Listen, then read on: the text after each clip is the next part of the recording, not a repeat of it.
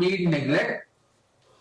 Conservation does not mean prolonged plasters, and textbooks are not always correct. Special thanks to Dr. Ramesh Babu and Spot Hospitals for this wonderful opportunity for giving my lecture, which I will try to keep short, sharp, and crisp. Also, gratitude and reverence to my guru, Augusto Sarmiento, from whom I have learned wonderful things in the last 6 years. This is the latest edition of the book on biological methods of fracture management that has been co-authored by Dr. Sarmiento, myself, and Dr. Arvind Divakar Jain.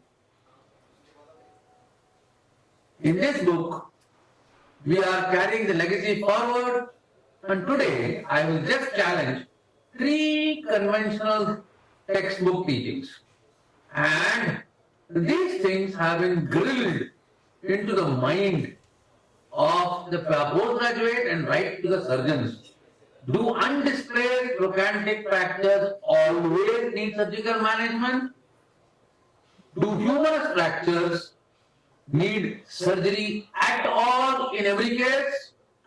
And do displaced shoulders need traction, anesthesia, assisted, OT, or the whole rigmarole? These 3 questions I will answer today. Blocks from Indian Academy of Orthopaedic Surgeons has revolutionized many things apart from trauma, but more about the blocks at some other time.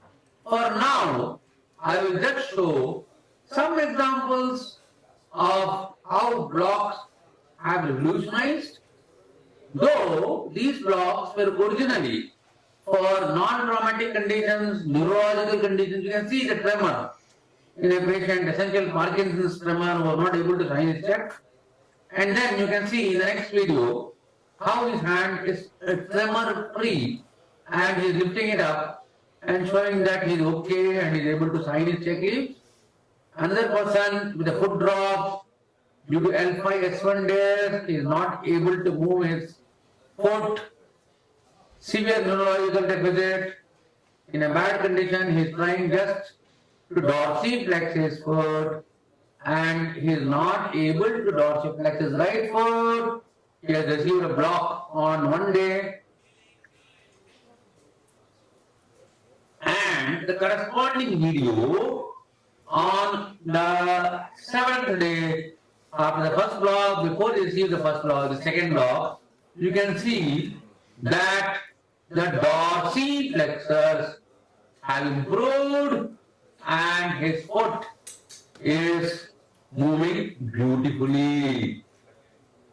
These blocks were then interpolated into trauma, and the first thing we learned was to treat trochanteric fractures without surgery, without traction, without Gutenberg, without prolonged immobilization, without horizontal crucifixion, and probably mobilizing them much faster than any surgical method that is known to an orthopedic surgeon. When this was first tried by me, I myself was surprised and shocked. But necessity is the mother of invention. This was invented during COVID time. This is the X-ray of my father's cousin, who is from Chennai.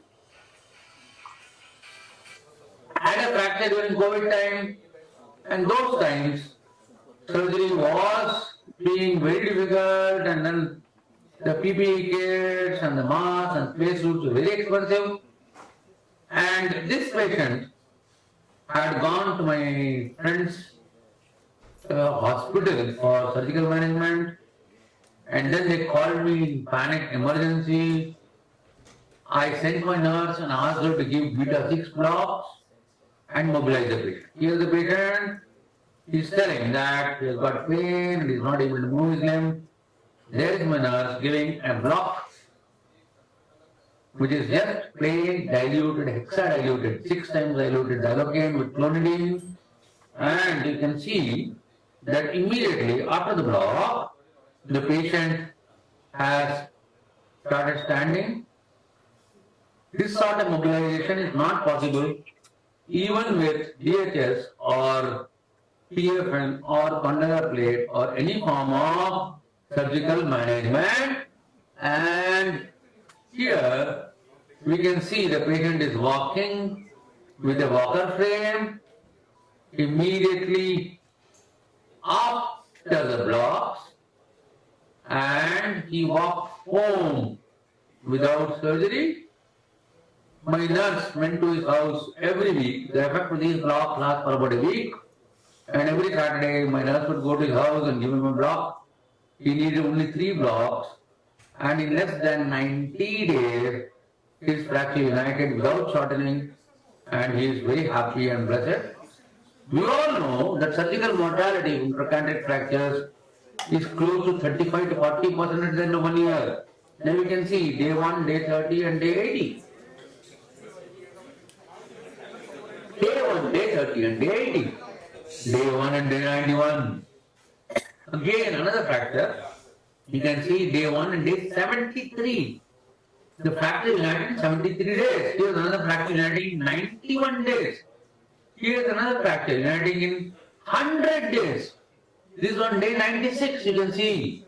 This one is an unstable fracture united with 1 inch shortening, but patient is very, very happy with full movement because he has been able to avoid surgery.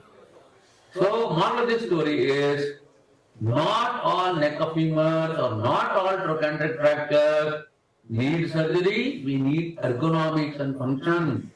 This has even been extrapolated to subcapital fractures of neck of femur. And here is our paper on early mobilization after pain relief for conservative management for intertrochanteric fractures in the famous Hip International Journal. Next one is extension casting of forearm and humerus.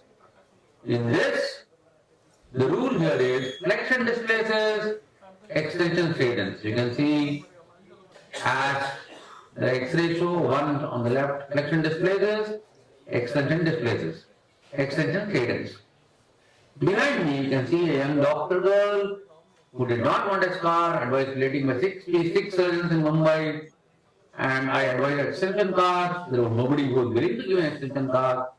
Finally, I got one of my group students to give an extension cast, only 3 weeks of extension cast.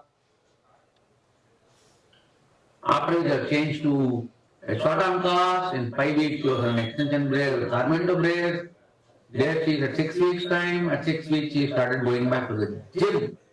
And that is her clinical picture exactly at 6 months. And that is how good extension casting is in humorous. This one is a doctor, a plastic surgeon himself, who was advised surgery by every single orthopedic surgeon in his town. He consulted me online. I told him, no, get an extension cast and you'll be back to work in 21 days. Everybody refused to give an extension cast. This man somehow had faith in me and he got an extension cast and he did exactly what I told him, to start moving his hand from day 1. He then started operating on day 21. You can see him operating on the right side, and that is fracture well united in about, that's him operating, and that is a fracture well united in less than 4 months time, fully consolidated and fully ready.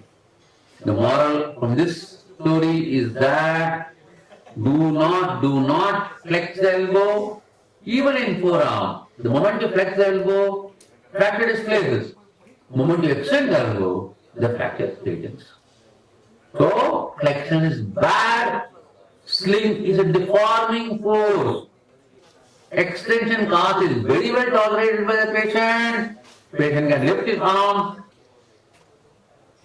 lift his hand, and do all functions move the fingers fully, lift a glass. You can see extreme left, undisplaced fracture. Instead, it is put in fraction cast and a sling is put around the wrist. The fracture displaces. It changes the extension cast, it's straightened. When you tell a surgeon initially that flexion is bad, they get scared because they feel that if if an elbow becomes stiff in extension, it will cause great or grave troubles.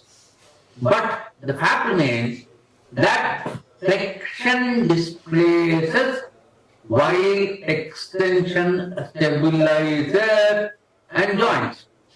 So, moral of the story is throw the sling in the dustbin. Arch, humerus and forearm in extension always. A very, very, very useful lesson for you all. Do not forget it.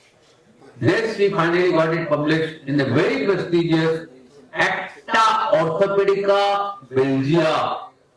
And 6 more publications and 4 more theses are in operation, and soon extension casting will become a method of accepted choice. My method of reducing shoulder dislocations has become very popular all over the world, so much so that 30 lakh shoulders have been reduced, and in the emergency department in San Francisco, color posters of my method exist. Here, when the Tamil Nadu government conducted virtual competency and skill enhancement skill series, they just showed my video and said use this method before referring or calling an orthopedic surgeon. Physiotherapists, nurses, and everybody else have reduced the fracture, reduced the shoulder dislocations by my method. This is my servant, this is my house in Chennai. He had dislocated his shoulder and I just put him on a chair, she rested his back, externally rotated. The trick is external rotation, wait for a while for the muscle to relax. Then you adapt AD and internal rotate. Shoulder goes in without any noises or sounds, and the patient's smile is what tells you his happiness. Every day I get messages from all over the world that this method has helped millions of people in all sorts of places. The Vaibhav gravity method for reducing supracondylar fractures has once again revolutionized the management of supracondylar fracture, and he has taught us that it is not K-wires, but it is hyperflexion after accurate reduction. What we do is flex the elbow, hang the patient with the flexed elbow, let the body derotate and correct the deformity. There are separate YouTube videos on how the Vaibhav gravity method works and how it has revolutionized the treatment of supracondylar fractures. IO has introduced a humble hypodermic needle, the needle of a syringe, to use for stabilizing tiny fractures, and also introduced a very new Italian method called Miros or TPTS. So I am planning to visit Chennai sometime in near future, probably to Stanley Medical College, and Dr. Salkapian has promised to hold a workshop on these new technologies, which will be an eye-opener for trauma surgeons who are specifically interested in minimally invasive surgery. Thanks again for the wonderful opportunity that you have provided me for attending this conference and giving this talk on a rational, redefined fractures management by IOA. Thank you very much. I am L. Prakash. Thank you.